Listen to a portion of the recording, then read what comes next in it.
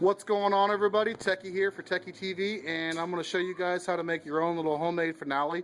So what we got set up here is 6 individual one-shotters and then a couple finales over here.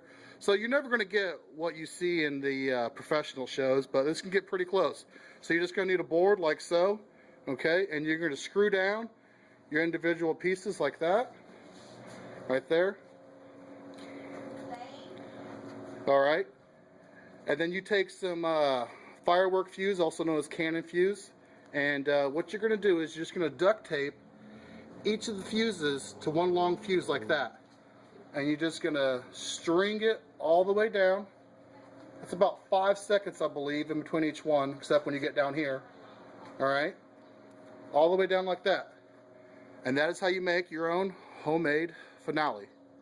Techie here for TechyTV. Thanks for watching.